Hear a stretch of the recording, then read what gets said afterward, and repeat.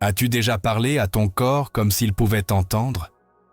Peut-être ne le sais-tu pas, mais tes paroles ont un pouvoir qui dépasse le physique. Proverbe 18:21 nous avertit. La mort et la vie sont au pouvoir de la langue, et ceux qui l'aiment en mangeront le fruit. Cette affirmation n'est pas symbolique. C'est une vérité spirituelle que beaucoup ignorent. Aujourd'hui, nous verrons comment nos paroles peuvent être le point de départ de la guérison ou de la destruction de notre propre corps. Nous te montrerons comment activer une restauration intérieure par des déclarations alignées sur la parole de Dieu. Il ne s'agit pas de magie ni d'autosuggestion, mais de comprendre le dessein divin qui unit le corps, l'âme et l'esprit dans un but de vie abondante. Es-tu prêt à comprendre ce que Dieu a réservé pour toi lorsque tu choisis de parler la vie sur toi-même? As-tu déjà pensé que tes propres paroles pourraient affecter ta santé sans que tu t'en rendes compte? La plupart des gens ne s'en rendent pas compte, mais ce que tu dis de toi-même révèle non seulement ta façon de penser, mais aussi la manière dont tu programmes ton corps au quotidien. Chaque phrase que tu prononces porte non seulement un poids émotionnel, mais aussi un poids spirituel. Si tes paroles contredisent la vérité que Dieu a déclarée à ton sujet, alors tu utilises ta bouche comme une arme contre ta propre restauration. Proverbe 18:21 le déclare clairement. La mort et la vie sont au pouvoir de la langue, et ceux qui l'aiment en mangeront le fruit. Ce verset n'est pas une métaphore poétique. C'est un avertissement direct et une clé puissante pour ceux qui choisissent de vivre dans le dessein divin. Ce que tu dis avec ta langue façonne non seulement tes émotions et tes pensées, mais aussi les cellules, les organes et les systèmes de ton corps. Ton corps n'est pas une entité indépendante. Il est le temple du Saint-Esprit et répond à la voix de celui qui l'habite. Dieu n'a pas créé le langage uniquement pour communiquer avec les autres. Il nous a donné le pouvoir de parler pour manifester sur la terre des réalités déjà déclarées dans les cieux.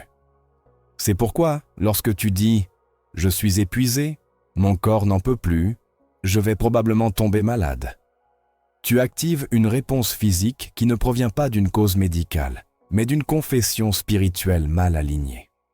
Ce qui est le plus préoccupant, c'est que nous faisons souvent cela inconsciemment. Nous nous sommes habitués à parler depuis la plainte, la peur, la douleur. Et sans nous en rendre compte, nous cultivons un terrain intérieur hostile à la guérison. Mais lorsque nous commençons à parler depuis la foi, depuis la promesse, depuis la vérité de Dieu, alors le corps commence à obéir à une nouvelle voix. Ce n'est pas de la psychologie positive, c'est un principe spirituel. C'est ce que Jésus a démontré maintes fois lorsqu'il parlait à des corps brisés et les voyait restaurés immédiatement. Réflexion sur le corps comme temple de l'esprit. Rappelons comment Jésus lui-même a utilisé le pouvoir de ses paroles pour apporter la vie là où il y avait la mort. Dans Marc 5, nous trouvons l'histoire d'une jeune fille qui était morte. La maison était remplie de lamentations, l'atmosphère saturée de désespoir. Mais lorsque Jésus arriva, il dit « Pourquoi tout ce tumulte et ces pleurs? La petite fille n'est pas morte, mais elle dort. » Bien que tous se moquaient de lui, Jésus n'a pas changé sa confession.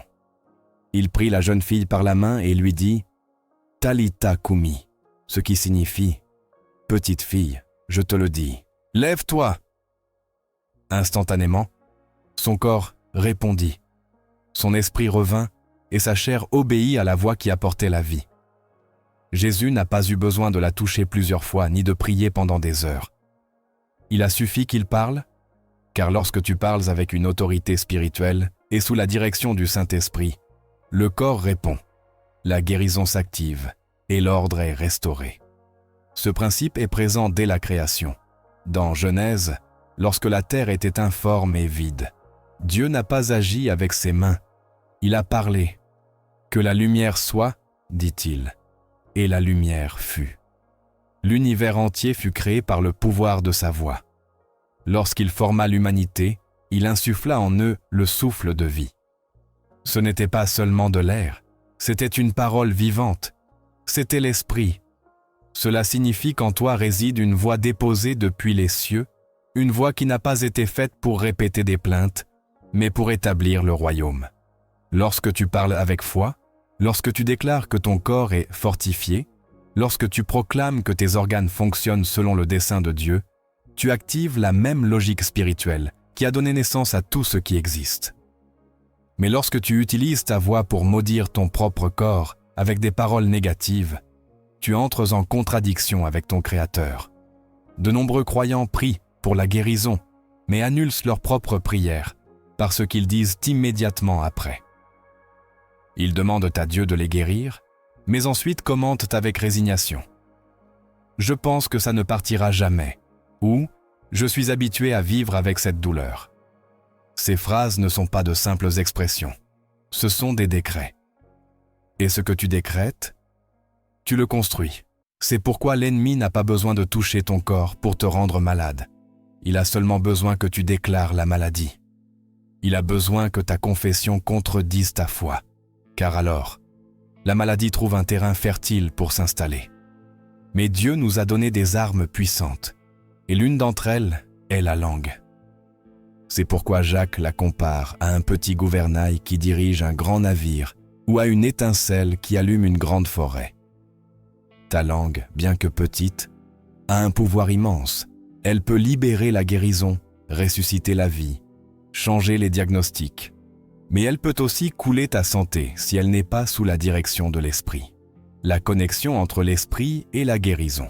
Certaines personnes luttent depuis des années avec des maux qui n'ont pas d'explication médicale. Elles ont subi des tests, des études, consulté des spécialistes, mais la source de leur douleur reste introuvable. Et si cette douleur n'était pas physique, mais verbale? Et si elle provenait d'années à parler depuis la défaite?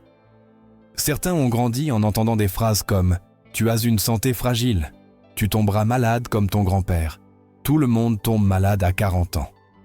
Et ils ont accepté ces paroles comme une prophétie inévitable.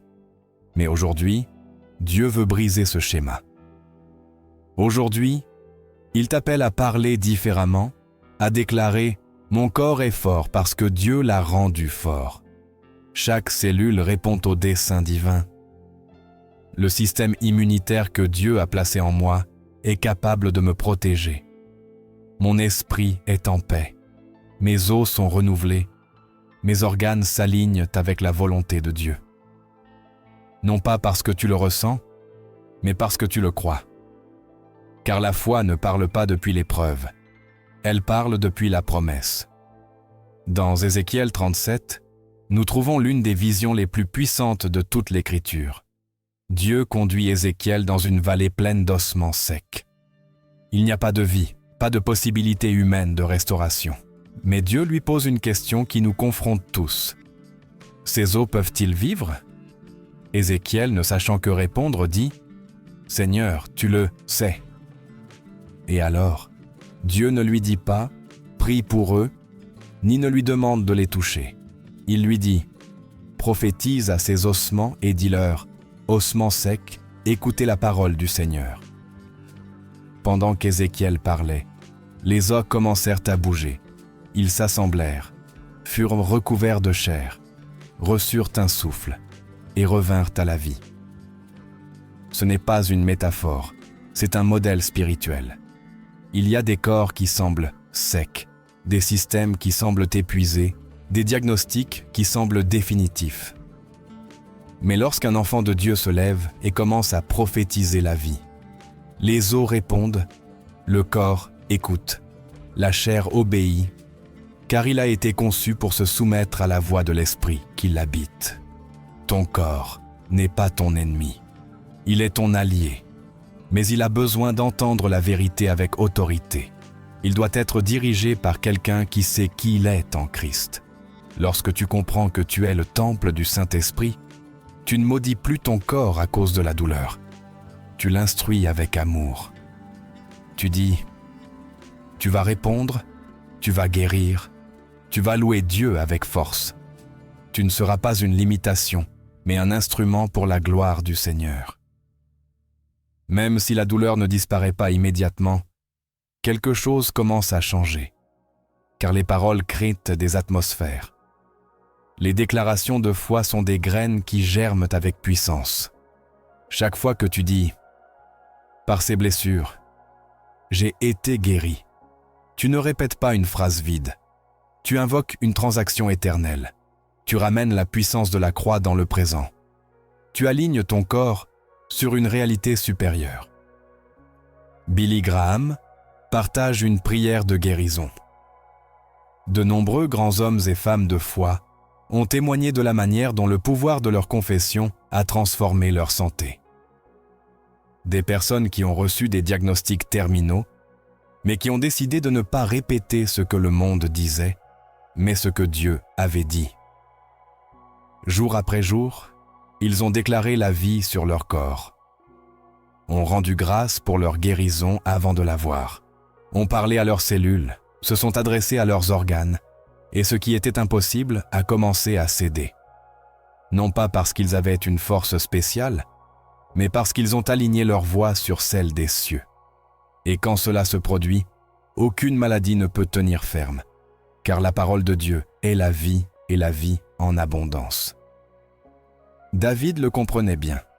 Dans le psaume 103, il parle à son âme, mais aussi à son corps. « Bénis l'Éternel, ô mon âme, et n'oublie aucun de ses bienfaits, lui qui pardonne toutes tes iniquités, qui guérit toutes tes maladies.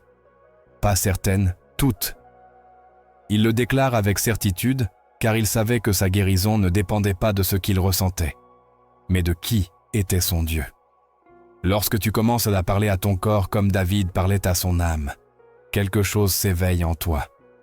La foi commence à couler, la présence de Dieu s'active dans chaque fibre de ton être, car le Saint-Esprit n'habite pas seulement dans l'invisible, il se manifeste aussi dans le physique. Et l'une de ses façons d'agir est à travers tes paroles. Aujourd'hui est le jour de rompre avec toute confession négative. Aujourd'hui, c'est le jour de se repentir pour chaque fois où tu as dit « Je suis brisé, je n'en peux plus, ça ne s'améliorera jamais ». Non pas parce que Dieu est offensé, mais parce que tu t'es affaibli avec chaque phrase. Mais il y a une rédemption pour tes paroles et il y a une restauration pour ton corps. Il te suffit de commencer à parler différemment. N'attends pas de te sentir bien pour déclarer la guérison. Déclare la guérison jusqu'à ce que ton corps écoute et réponde. Fais-le avec fermeté, avec foi, avec autorité, car tu n'es pas seul. La même voix qui a parlé aux ossements secs est disponible aujourd'hui pour parler à ta vie. Si tu ne sais pas quoi dire, commence avec la parole. Répète à haute voix. Par ces blessures, nous avons été guéris. Ésaïe 53:5. Dis-le comme quelqu'un qui réclame un héritage, comme quelqu'un qui se souvient d'un pacte, comme quelqu'un qui ordonne à son corps de se rappeler qui l'a créé. Car ton corps n'a pas été conçu pour vivre malade. Il a été créé pour glorifier Dieu. Et lorsque tu parles avec cette conviction, les cieux s'ouvrent et le corps obéit. Car ce n'est pas ta voix qui a du pouvoir, c'est la parole de Dieu dans ta voix qui transforme. Ta santé ne commence pas à l'hôpital, elle commence dans ta bouche. Et aujourd'hui, Dieu te rappelle que tu n'as pas besoin d'attendre un autre diagnostic pour commencer à parler différemment. Aujourd'hui, tu peux semer des paroles de vie. Aujourd'hui, tu peux déclarer « Mon cœur bat avec force, mes os sont fortifiés, mon esprit est en paix, ma digestion se régule, mes poumons respirent avec liberté, car je ne vis pas selon ce que je vois, mais selon ce que je crois. Et je crois que Dieu m'a fait complet, saint, fort, pour sa gloire. » Maintenant que tu le sais, que vas-tu dire à ton corps aujourd'hui ? Car ce que tu déclares, il l'entendra. Le corps ne répond pas par hasard. Il n'agit pas de lui-même. Ce n'est pas une machine sans direction ni but. Il a été conçu pour obéir à une autorité supérieure, une voix qui le guide et l'aligne sur son origine. Et cette voix n'est ni celle de la peur, ni celle du diagnostic médical, ni celle de la pensée humaine. C'est la parole de Dieu. Lorsque le corps entend cette voix, quelque chose en lui se réorganise, car il a été créé sous cette parole soutenu par elle et restauré à travers elle. Hébreux 1:3 déclare que le Fils soutient toutes choses par la parole de sa puissance. Cela inclut ta santé, tes organes, tes systèmes internes. Il n'y a pas une cellule qui ne soit pas soumise à l'autorité de celui qui a parlé l'univers à l'existence. Par conséquent, lorsque tes paroles sont alignées sur ce que Dieu a dit, le corps reconnaît cette vérité comme son langage originel et répond. Il ne s'agit pas de répéter des phrases positives dans l'espoir que quelque chose se produise. Il s'agit d'entrer en accord avec ce que le Créateur a déjà établi depuis l'éternité. Ésaïe 55:11 affirme « Ainsi en sera-t-il de ma parole, celle qui sort de ma bouche. Elle ne reviendra pas à moi sans effet, mais elle accomplira ce que je veux et elle réussira dans la mission que je lui ai donnée. » La parole ne revient pas sans porter de fruits. Elle a un dessein, une fonction, un destin. Et lorsque tu la prends et la prononces avec foi depuis ta bouche, ce même pouvoir s'active dans ta vie physique. Ton corps n'est pas étranger à cette dynamique. Il a été fait pour obéir à la parole qu'il a formée. Lorsque cette parole est prononcée avec conviction, ton système nerveux répond, ton système immunitaire s'active, tes organes commencent à s'aligner, car la voix de l'esprit porte en elle le plan originel de ta santé. Lorsque Jésus affronta l'ennemi dans le désert, il n'utilisa ni la force physique, ni des stratégies humaines. Il utilisa la parole écrite. Chaque tentation fut répondue par « Il est écrit ». Cette déclaration n'était pas symbolique, c'était une manifestation d'autorité spirituelle. En citant la parole, Jésus réaffirmait son alignement avec le dessein du Père, et cet alignement apporta la victoire. Au même niveau, lorsque tu fais face à un symptôme ou une maladie, ta première réponse ne doit pas être la peur ou le désespoir, mais l'alignement avec ce qui est écrit. S'il est écrit que, par ses blessures, nous avons été guéris, Ésaïe 53:5, alors ta bouche doit le répéter, non pas parce que tu le ressens, mais parce que c'est vrai. Le corps n'attend pas une explication, il attend une direction. Et la direction spirituelle la plus élevée provient de la parole. Psaume 107:20 révèle un principe éternel. Il envoya sa parole, et il les guérit, il les délivra de leurs fausses. Ce n'était pas un traitement, pas un médicament, c'était sa parole. Cette parole est esprit et vie, comme Jésus l'a affirmé dans Jean 6:63. Cette parole n'est pas une lettre morte, mais vivante et efficace, plus tranchante que toute épée à 2 tranchants, pénétrant jusqu'aux parties les plus profondes de l'être. Hébreux 4:12. C'est la parole qui transforme le corps de l'intérieur. Ce n'est pas un processus émotionnel, ni une sensation spirituelle abstraite. C'est une réalité concrète, efficace, tangible. Lorsque cette parole est reçue avec foi et proclamée avec autorité, un processus de restauration commence qui touche chaque fibre de ton être. Dans 2 Rois 20, nous trouvons l'histoire d'un roi malade. Le prophète lui apporte une parole de Dieu. « Mets ta maison en ordre, car tu mourras. » Mais le roi tourne son visage, prie le Seigneur, et s'aligne sur sa volonté. Dieu entend, et avant que le prophète ne quitte la cour, il reçoit une autre instruction divine. « J'ai entendu ta prière, j'ai vu tes larmes, voici, je te guérirai. » L'inversion du diagnostic vint avec une parole. Ce n'était pas le prophète qui accomplit le miracle, c'était l'intervention directe de Dieu à travers sa parole. Ce modèle demeure. Dieu continue d'envoyer sa parole, comme une réponse, comme un médicament, comme une instruction. Et lorsque tu la prends et la fais tienne, ton corps commence à obéir à ce nouveau décret. La maladie n'a pas le dernier mot lorsque la parole de Dieu a été libérée. Le pouvoir de déclarer la vie sur soi-même.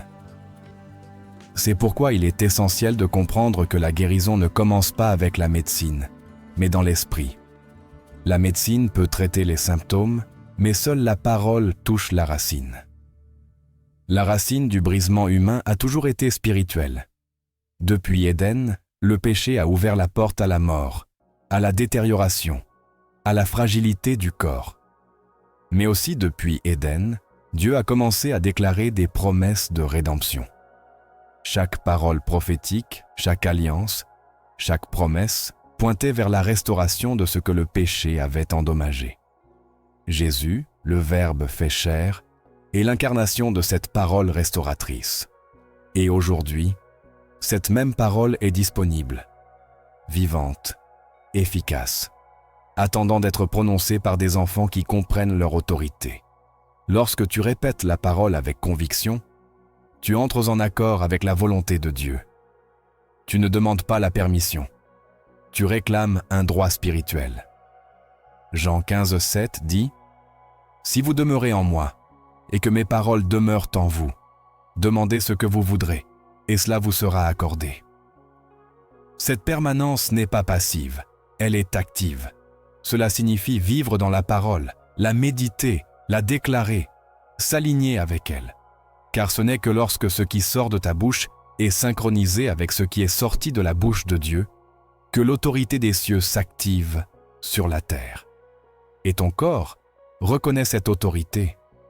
Il ne reconnaît pas la peur, il ne reconnaît pas le doute, mais il reconnaît la voix de celui qui l'a créé. Dans Matthieu 8, un centurion s'approche de Jésus, demandant la guérison pour son serviteur. Il dit « Dis seulement une parole, et mon serviteur sera guéri. » Cet homme comprenait l'autorité. Il savait que les bonnes paroles de la bonne source produisaient une obéissance immédiate. Jésus s'émerveilla de sa foi, et en effet, avec une seule parole, le serviteur fut guéri. Il n'y eut ni contact physique, ni rituel. Il y eut un alignement. Une parole fut prononcée dans la foi, et le corps répondit. Ce même principe est toujours en vigueur. Si tu crois qu'une parole peut te rendre malade, tu dois aussi croire qu'une parole peut te guérir.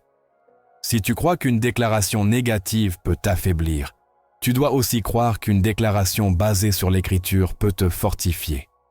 Dans Romains 10,17, on nous enseigne que la foi vient de ce qu'on entend, et ce qu'on entend vient de la parole de Dieu. Mais il ne suffit pas de l'entendre une fois. Elle doit être répétée, remémorée, méditée. L'âme a besoin de l'entendre, mais le corps aussi. Car la foi n'est pas seulement un acte mental, c'est une dynamique spirituelle qui affecte toute l'existence humaine. Et lorsque cette foi est activée, le corps n'a d'autre choix que de s'aligner, car il n'est plus gouverné par les émotions ou la peur, mais par la vérité qui demeure pour toujours. Le corps a été conçu pour la vérité, et la vérité dans sa forme la plus pure est la parole. Lorsque le psalmiste déclare dans Psaume 119, 93, « Je n'oublierai jamais tes ordonnances, car par elles tu m'as fait vivre. » Il reconnaît que la vie ne vient pas d'une sensation, mais d'une instruction. Faire vivre signifie restaurer, renouveler. Ce renouvellement ne se produit pas dans l'abstrait, il se produit dans l'esprit, dans l'âme, dans le corps.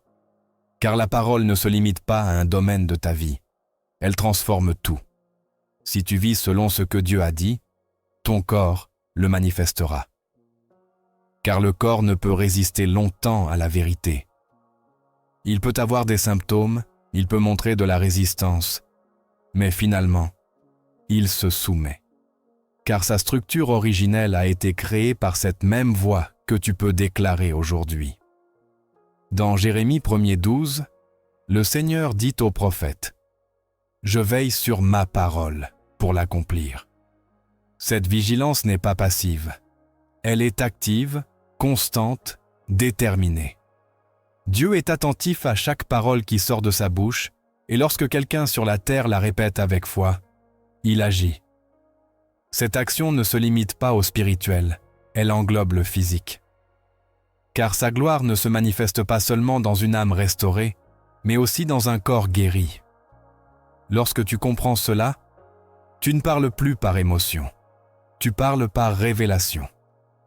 Et chaque parole que tu prononces devient un canal de vie, un agent de transformation, une graine éternelle qui ne revient pas vide. L'alignement avec la parole n'est pas une suggestion, c'est une nécessité. Car en dehors d'elle, tout perd son sens. Le corps peut être vivant, mais sans but. Il peut être en mouvement, mais déconnecté du plan divin.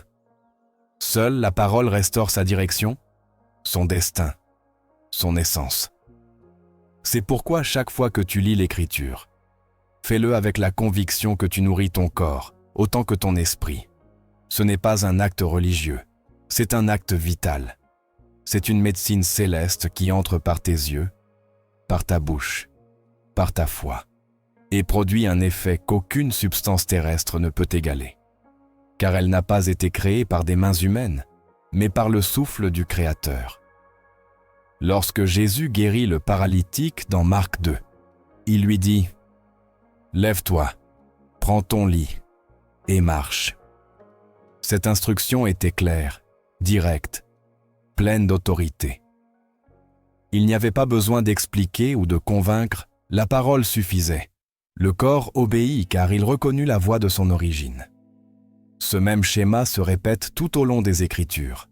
La parole n'informe pas seulement, elle transforme. Elle ne console pas seulement, elle ordonne. Elle n'enseigne pas seulement, elle libère. Et lorsque cette parole est prononcée par quelqu'un qui croit, le corps se rend, non pas parce qu'il est faible, mais parce qu'il a été créé pour se soumettre à la vérité. La clé n'est pas dans la quantité de paroles, mais dans ce que tu dis. Il ne s'agit pas de répéter pour répéter, mais de déclarer avec certitude. Lorsque tu parles depuis la parole, tu libères une force qui ne vient pas de toi, mais des cieux. Et cette force ne se limite pas au spirituel, elle pénètre le physique, le répare, le restructure, le renouvelle. Car c'est ainsi depuis le commencement, et ce sera ainsi pour l'éternité. Le ciel et la terre passeront, mais sa parole ne passera pas. Et tout ce que tu alignes avec elle sera soutenu, restauré, vivifié. Briser les chaînes des pensées négatives. La maladie ne commence pas toujours dans le corps. Bien souvent, sa racine se trouve dans un lieu plus profond, l'âme. Là où sont stockées les blessures non traitées, les pensées persistantes, les émotions réprimées et les culpabilités accumulées. Un terrain fertile se forme pour que l'affliction se manifeste dans le physique. Le corps est sensible aux états internes, et peu importe à quel point on essaie de l'ignorer, tout ce qui est vécu émotionnellement et spirituellement finit par se refléter en lui. Les Écritures nous montrent que la guérison n'est pas simplement une affaire extérieure. À de multiples reprises, Jésus a guéri des corps tout en pardonnant les péchés ou en restaurant l'âme. Dans Marc 2, lorsqu'on lui présenta le paralytique, avant de dire « Lève-toi et marche », il dit « Mon fils, tes péchés te sont pardonnés ». Ce n'était pas une réponse inattendue, c'était une intervention dans l'ordre correct.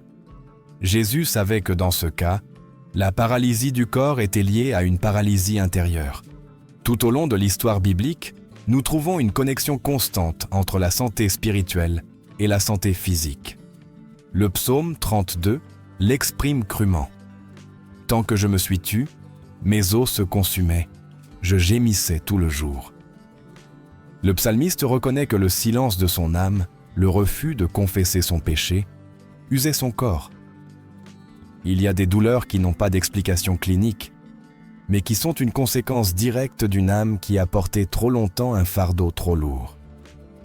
Lorsque la rancune est entretenue, lorsque la tristesse est cultivée, lorsque l'on vit sous une culpabilité non résolue, le corps reçoit cela comme un fardeau qu'il n'a pas été conçu pour porter.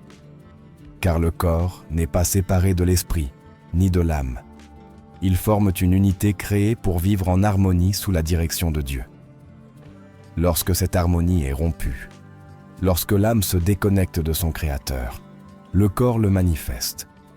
La maladie peut être un signe, non pas de condamnation, mais d'avertissement.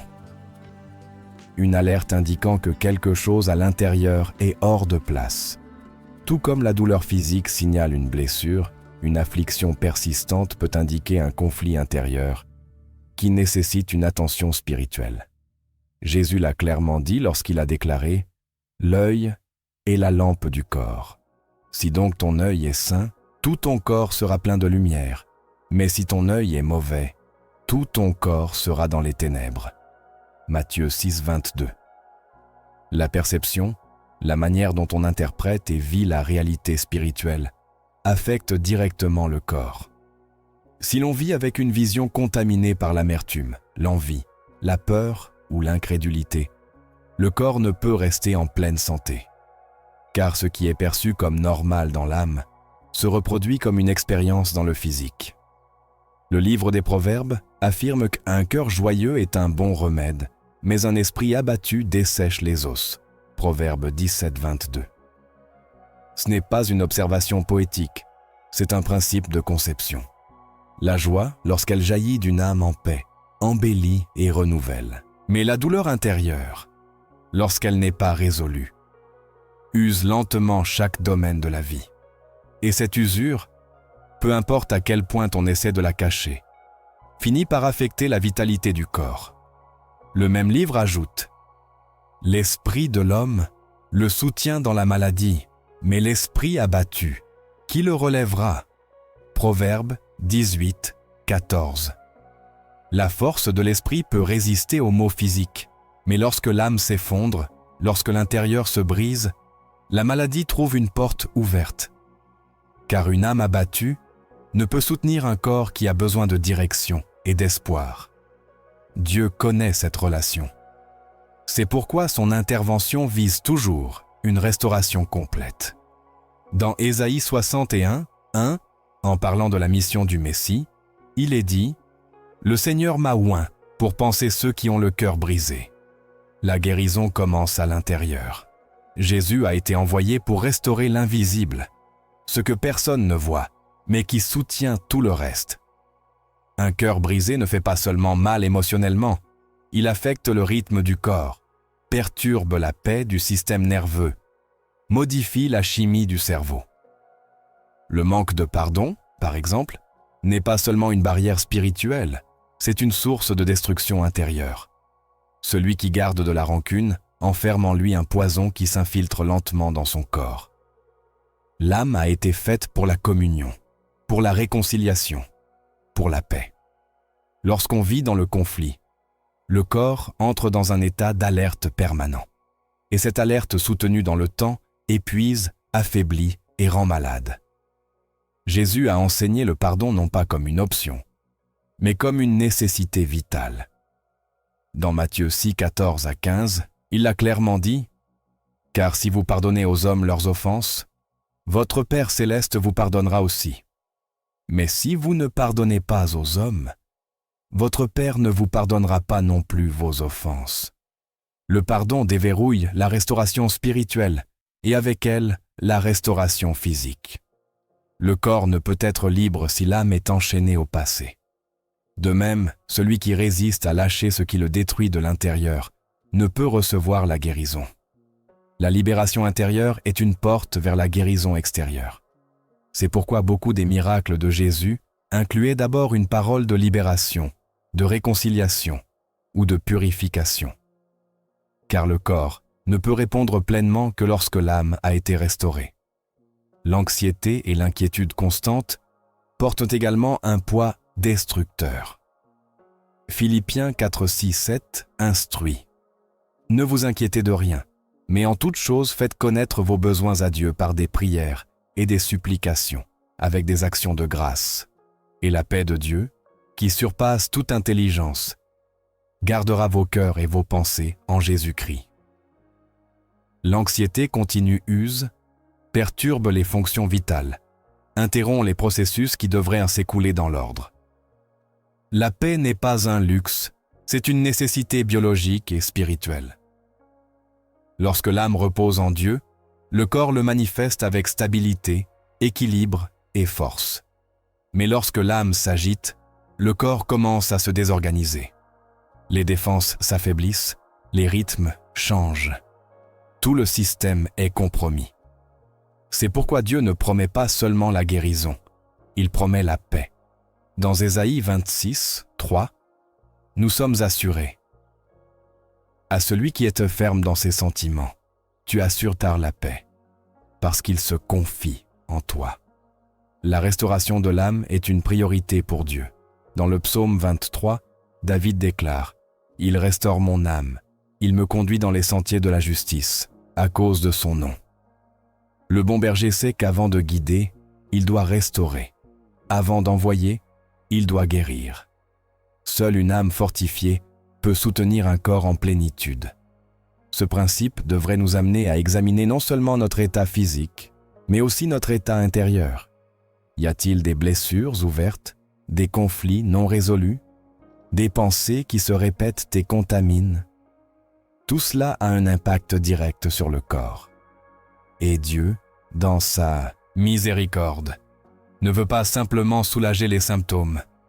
Il veut guérir à la racine. L'âme a été conçue pour vivre en communion avec l'Esprit de Dieu. Lorsque cette connexion s'affaiblit, tout l'être le ressent. C'est pourquoi Jésus n'a pas seulement offert le pardon, il a offert une vie nouvelle, une vie abondante. Jean 10h10 l'exprime sans ambiguïté. « Je suis venu afin qu'ils aient la vie et qu'ils l'aient en abondance. » Cette vie ne se limite pas à l'âme, elle s'étend au corps, à l'esprit, à chaque domaine de l'existence. Mais pour la recevoir, l'âme doit être ouverte, disposée, libérée des chaînes. La liberté intérieure est la plateforme où se construit la santé extérieure. On ne peut vivre en plénitude avec un esprit divisé ou un cœur endurci. Le corps reflète tout. Et si ce qu'il reflète est le désordre, il est temps de revenir à l'ordre du Créateur.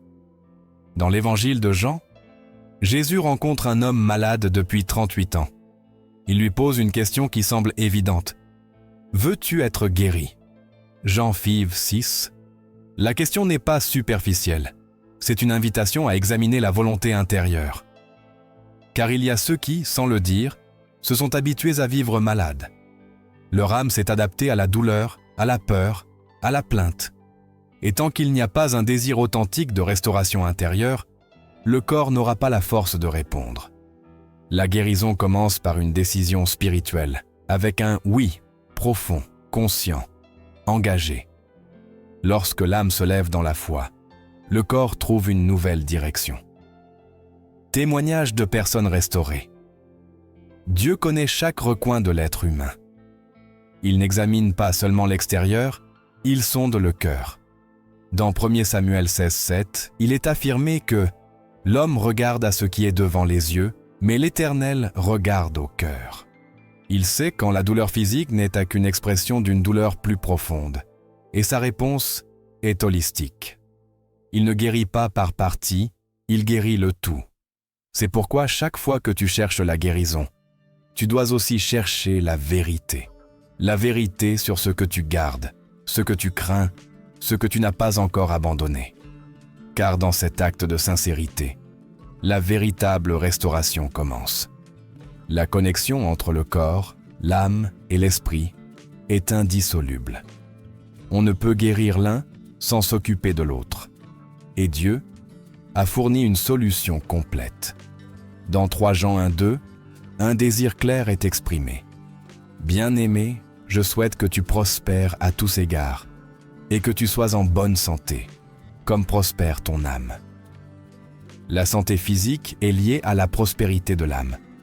Pas une prospérité matérielle, mais une prospérité de paix, de clarté, de communion avec Dieu. Lorsque l'âme prospère, le corps s'épanouit. Lorsque l'âme trouve sa place dans le dessein divin, le corps trouve la stabilité. Il est temps de reconnaître que la guérison n'est pas un événement extérieur. C'est une restauration qui commence à l'intérieur, dans l'âme, dans l'esprit, dans la relation avec Dieu. Et de là, elle s'écoule vers le corps. Il ne suffit pas de désirer se sentir mieux. Il est au nécessaire de rendre ce qui était brisé, de permettre à la vérité de pénétrer, de laisser le Saint-Esprit illuminer ce qui est caché. Car seule la lumière peut dissiper les ténèbres. Et là où il y a de la lumière, il y a de la vie. Là où il y a la vérité, il y a la restauration. Là où il y a le pardon, il y a la liberté. Et dans cette liberté, le corps trouve sa place, non pas comme un ennemi, mais comme un reflet d'une âme touchée par Dieu. C'est ainsi que commence la véritable guérison. C'est ainsi que le dessein originel s'active, c'est ainsi que le corps répond lorsque l'âme retourne à son Créateur. Jésus n'a pas seulement apporté des paroles de réconfort ou des enseignements pour l'âme. Sa voix avait du pouvoir sur le physique. Lorsqu'il parlait, les corps répondaient, les maladies cédaient, les sens étaient restaurés, les morts se relevaient. Son autorité n'était pas seulement spirituelle, elle était holistique. Car il n'est pas venu sauver des âmes dans l'abstrait, mais racheter l'être humain dans son intégralité.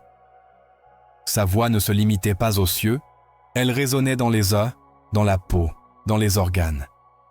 Ce qu'il disait n'était pas une suggestion pour le corps malade, c'était un ordre revêtu de souveraineté. Chaque fois qu'il ouvrait la bouche, la création se soumettait. Les corps savaient qui parlait, même si les foules ne comprenaient pas. La matière reconnaissait son Créateur. C'est pourquoi, lorsque Jésus disait « Sois pur », la lèpre s'enfuyait. Lorsqu'il disait « Ouvre tes yeux », la vue revenait. Lorsqu'il disait « Lève-toi », les jambes brisées retrouvèrent leur force. Sa manière de parler au corps n'était pas une formule. Il n'utilisait pas de rituels répétitifs ni de phrases magiques. Ce qu'il faisait, c'était restaurer l'ordre divin. Sa voix corrigeait le chaos. Là où il y avait une difformité, il restaurait le dessein. Là où il y avait une paralysie, il réinstaurait le mouvement. Là où il y avait la mort, il proclamait la vie. Et il faisait tout cela par le pouvoir de la parole. Non pas parce que les mots eux-mêmes avaient un pouvoir humain, mais parce qu'il procédait de la vérité éternelle. Il ne parlait pas depuis le besoin. Il parlait depuis l'autorité. Il ne suppliait pas pour la guérison. Il l'annonçait. Il ne raisonnait pas avec la douleur. Il la confrontait. Le corps n'avait pas le choix lorsque le Fils de Dieu parlait. Le corps obéissait. Ce schéma est constant dans les évangiles. Jésus rencontre un homme aveugle de naissance et après avoir mis de la boue sur ses yeux, lui dit « Va te laver dans l'étang de Siloé ». Le miracle ne se produit pas à cause de la boue ou de l'eau, il se produit parce qu'une parole a été libérée. Le corps avait besoin d'entendre ce que la voix de Dieu disait pour activer sa restauration. À une autre occasion, un sourd-muet est amené à lui. Jésus met ses doigts dans les oreilles d'apodée de l'homme, touche sa langue et dit « Ephphatha », ce qui signifie « Ouvre-toi ». Instantanément, ses oreilles s'ouvrent et sa langue se délie. Ce mot n'était pas un symbole, c'était un ordre céleste, un décret que les sens engourdis par des années de limitation ne pouvaient résister. Le pouvoir de Jésus sur le corps n'était pas limité par la gravité du cas. Il guérissait la fièvre, mais aussi la lèpre. Il restaurait la mobilité, mais aussi ressuscitait les morts. Aucune condition ne surpassait la portée de sa voix. Dans chaque scène, sa parole démontrait que le corps humain n'est pas condamné à une dégradation permanente, mais peut répondre à une intervention divine. Et ce qui est le plus révélateur, c'est que Jésus n'opérait pas uniquement par compassion. Il le faisait en accomplissement du plan de Dieu pour l'humanité. Sa voix guérissante n'était pas une exception, c'était la norme du royaume. Ce qui se passait chaque fois qu'il parlait à un corps était une démonstration de ce que Dieu veut faire, restaurer complètement. Lorsque tu examines sa manière d'agir, tu perçois une intention délibérée. Jésus n'avait pas toujours besoin d'imposer les mains ou d'être physiquement présent. Parfois, il guérissait à distance. Dans le cas du serviteur du centurion, une parole prononcée de loin suffisait. Jésus n'avait pas besoin de toucher le malade, de l'observer ou d'entendre sa voix. Il dit simplement « Va » et qu'il te soit fait selon ta foi. Et à ce moment précis, le corps du serviteur fut restauré. Cette action révèle quelque chose de profond. Le corps humain peut recevoir des ordres divins même si la distance le sépare de l'émetteur. Car ce qui guérit n'est pas la proximité physique, mais l'autorité spirituelle, Là où il y a la foi, l'obéissance corporelle s'active. Et là où se trouve la parole de Dieu, le miracle se déchaîne. Jésus savait que ces paroles étaient esprit et vie. Il l'a déclaré dans Jean 6, 63. Il ne parlait pas depuis l'émotion, mais depuis l'éternité. Sa voix avait le pouvoir de réorganiser ce qui était en désordre. À une occasion, alors qu'une foule le pressait, une femme toucha le bord de son vêtement. Bien qu'il n'y ait pas eu de parole directe avant le contact, Jésus prononça après une affirmation qui scella sa restauration. « Ma fille, ta foi t'a sauvée. Va en paix et sois guérie de ton mal. » Le corps de la femme avait déjà répondu au contact, mais c'est la parole de Jésus qui confirma sa guérison. Sa voix ne guérit pas seulement, elle établit ce qui a été restauré. Elle ne laisse aucune place au doute. Là où il parle, la restauration est affirmée. Chaque parole de lui était comme une graine parfaite semée dans un sol fertile. Les corps réceptifs étaient ce sol, et le fruit était une guérison visible. Lorsqu'il dit à l'homme à la main desséchée « Étends ta main », ce n'était pas une suggestion thérapeutique. C'était un ordre chargé de puissance. L'homme obéit, et son corps, qui ne répondait pas auparavant, le fit sans résistance. Il n'y eut ni intervention médicale, ni période de récupération. Juste une parole précise née dans les cieux, dirigée vers l'endroit exact du brisement. Et cela suffit à renverser des années d'impossibilité. Le corps humain, bien que corrompu par le péché, et marqué par l'usure du temps, reste sensible à la voix du Créateur. Jésus est venu nous le rappeler. Chaque miracle physique qu'il a accompli est un signe clair que le corps peut encore être restauré lorsqu'il entend la bonne parole. Ce n'est pas le volume ou la répétition qui active le changement, c'est la source. Lorsque la parole vient de Dieu, le corps obéit. Et lorsqu'un être humain parle avec foi sous l'autorité du nom de Jésus, ce même schéma peut se manifester. Jésus n'agissait pas au hasard, chaque rencontre avait un but. Lorsqu'il guérit l'homme à l'étang de Bethesda, il le fit avec une instruction brève et puissante. « Lève-toi, prends ton lit et marche. » Ce corps, immobile pendant 38 ans, n'avait pas besoin de thérapie préalable ni de motivations humaines. Il n'entendit qu'une voix qui portait la vie et obéit. Cette scène montre que le temps ne limite pas Dieu. Des années de détérioration n'empêchent pas une restauration instantanée lorsque la bonne parole est prononcée. Peu importe combien de temps le corps a été limité, s'il est parlé avec autorité, si la parole vient d'en haut, le corps répondra. Dans chaque intervention de Jésus, il est clair que le langage du corps est le langage du royaume. Il ne s'agit pas de technique ou de processus scientifique, il s'agit de récupérer l'ordre originel, de revenir au dessein perdu. La parole prononcée par Jésus restaurait ce que le péché avait corrompu. Et il ne le faisait pas seulement comme un geste de bonté, mais comme un acte de justice. Car il est juste que le corps obéisse à la voix qu'il a formée. Il est juste que la création réponde à son Créateur. C'est pourquoi la guérison n'était pas un acte capricieux, mais une manifestation de la justice divine. Là où il y avait des distorsions, la parole redressait. Là où il y avait des ruines, la parole reconstruisait. Le corps a été fait pour glorifier Dieu. Lorsque Jésus le restaurait, il le ramenait à son but. Un corps qui peut marcher, voir, entendre, parler, se mouvoir librement, est un corps qui peut louer. C'est pourquoi, après chaque miracle, l'adoration suivait. L'aveugle qui retrouva la vue, le boiteux qui commença à marcher, le lépreux qui fut purifié, tous répondirent avec gratitude, avec reconnaissance. Car ils savaient que leur corps avait été touché par une parole qui venait d'au-delà du naturel. Une parole qui non seulement guérissait, mais éveillait la conscience. Car il ne s'agit pas seulement d'être en bonne santé, mais de savoir pourquoi on a été restauré. La guérison n'est pas une fin, c'est un moyen de vivre dans le but, de rendre gloire à celui qui a le pouvoir de restaurer l'impossible. Aujourd'hui, cette voix reste vivante. Elle n'est pas restée dans les évangiles. Elle n'a pas été limitée au passé.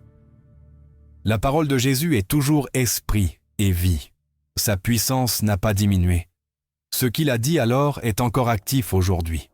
Ce qu'il a ordonné en Galilée résonne encore dans les corps prêts à croire. Sa parole n'est pas morte. Son autorité n'a pas faibli. Il continue de parler. Et lorsque sa voix est proclamée, le corps écoute, non par habitude, mais par dessein. Car il en a été créé pour répondre à cette voix. Car il reconnaît qui lui parle. Et lorsqu'il le fait, il s'aligne, il s'ordonne, il se renouvelle. Le secret réside dans ne pas limiter ce qu'il peut faire.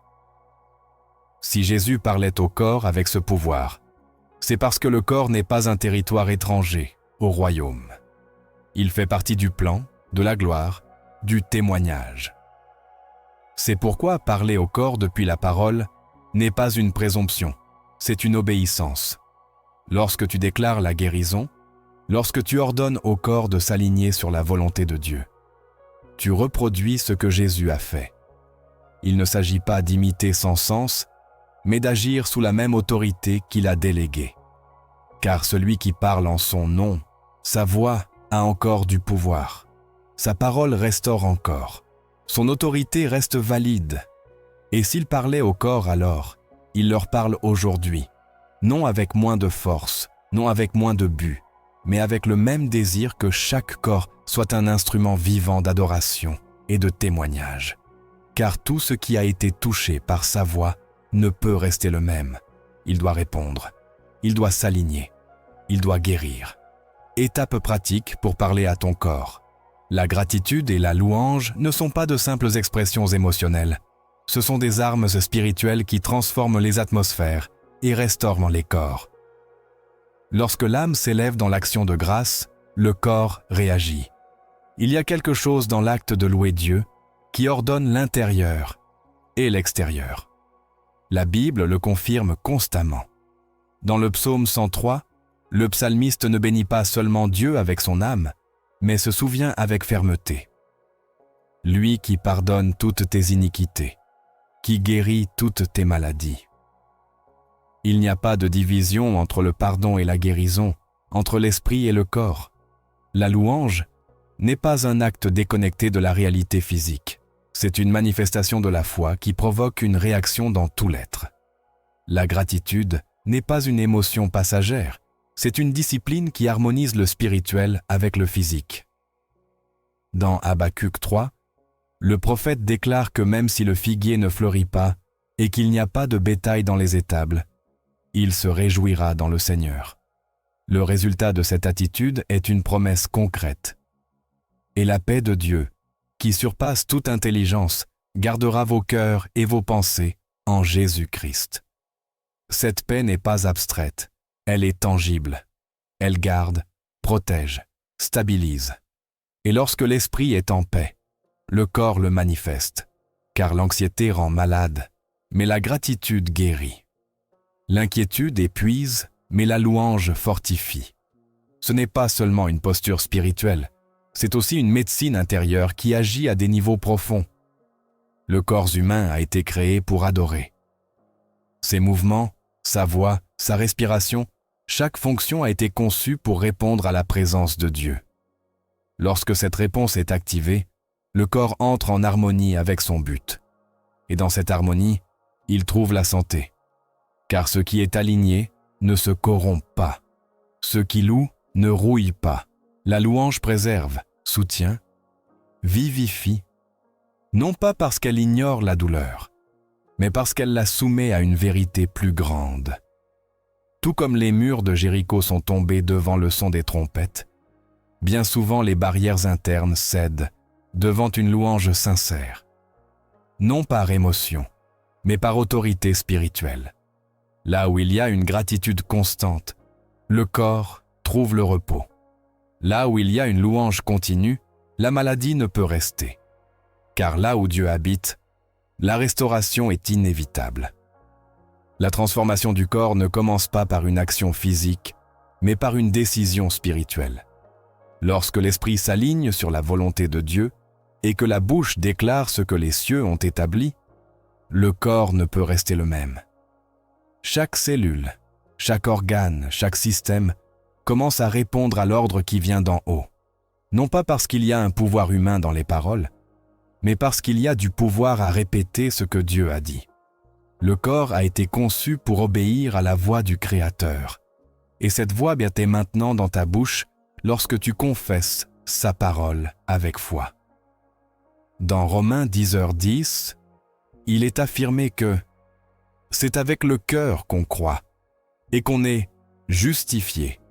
Et c'est avec la bouche qu'on confesse et qu'on est sauvé.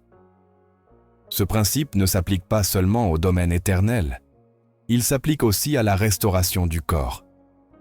La confession n'est pas une répétition vide, c'est une affirmation de la vérité. Il ne s'agit pas de convaincre le corps, mais de lui rappeler son dessein originel.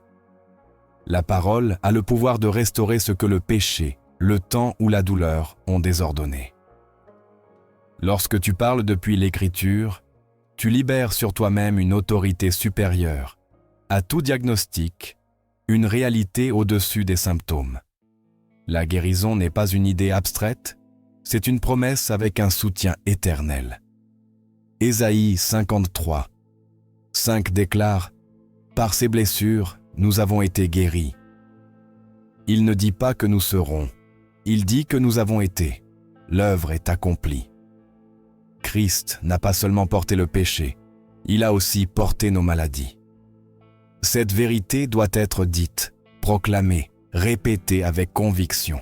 Chaque fois que tu la déclares, le corps écoute. Chaque fois que tu parles la vie, tu invoques ce qui a déjà été conquis. La foi ne crée pas de nouvelles réalités. Elle active celles que Dieu a déjà établies. Commencer cette transformation exige de la constance. Ce n'est pas une déclaration occasionnelle, c'est une discipline quotidienne. Tout comme le corps est nourri avec constance, l'âme et l'esprit doivent aussi être nourris. La parole n'agit pas comme un événement isolé, elle agit comme un processus vivant.